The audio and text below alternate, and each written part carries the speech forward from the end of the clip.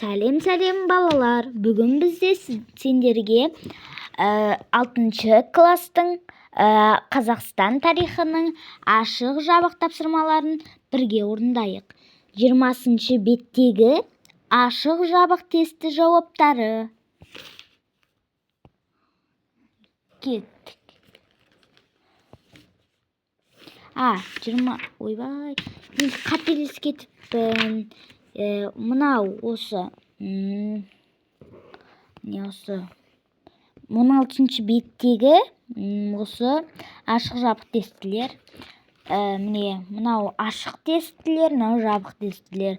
Осылай скрин жасап алсаңыздар болады. Міне ашық тест тапсырмалар, жабық тест тапсырмалар. Міне енді сіздерге тағы да басқаларына да керек шығар енді. Міне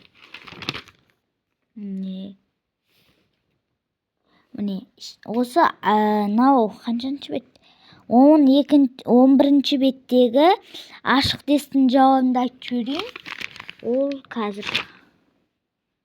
Қазақстан аумағы ерте саясат. Міне түрік міне ашық тесті, міне ашық тесті, міне 11 беттегі скрин жасаңыздар. Міне достар, егер де сіздерге тағы да тапсырмалардың жауаптары керек болатын болса, комментарияға любой бір тапсырманы айтып кетіңіздер. Мен 1 минут болмай жауап беріп видео түсіретін боламын.